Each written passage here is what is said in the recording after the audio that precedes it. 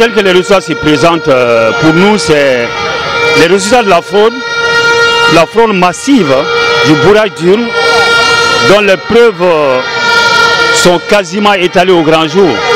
On en avait des doutes, mais de plus en plus les preuves sortent. Donc ces élections sont attentatoires à la démocratie malienne. Je marche aujourd'hui pour rendre hommage aux martyrs de mars, dont la constitution du 25 février, à l'article 5, m'autorise à exercer ma liberté de manifestation, ma liberté de cortège.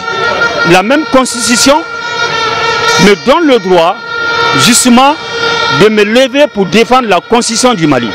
La constitution du Mali qui garantit le fonctionnement républicain de l'État. Ce qui s'est passé pour nous, c'est un acte pratiquement de profanation des principes de l'État républicain.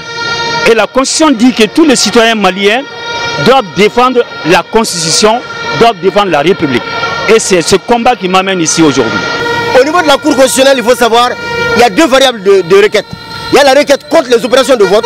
Donc ça, c'est les 5 premiers jours après le vote. Quand on dit que les bureaux n'étaient pas installés, etc. Ça, c'est les opérations. Mais les résultats, ça, c'est quand le ministère raconte ces histoires-là. Quand le ministère donne ses résultats, à ce moment, vous réagissez pour parler des résultats. Et la dernière fois, c'est ce que nos avocats, nos éminents avocats ont fait. On a fait la requête pour les résultats. On n'a pas dit les opérations de vote. Maintenant, ça a tenté de les ridiculiser comme pour dire qu'ils ont été forclés. Elle a eu peur de trancher le problème. On peut ne pas être entendu, nous faisons confiance au peuple. La légitimité appartient au peuple, pas à la Cour constitutionnelle. Nous avons eu des violations de la loi par rapport au code électoral, à la loi électorale, et nous n'allons pas nous laisser faire. Parce que là, une violation de la loi, c'est déjà une violation de la Constitution. Quand on vous dit que dans un bureau de vote, on a enregistré à peu près 800 personnes en 600 minutes, peut-être que c'était du vent. Sinon, ça ne peut pas être des humains qui ont eu à voter.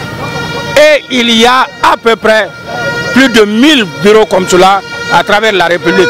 Nous disons que ça, ce n'est pas, c'est la triche et on n'acceptera pas.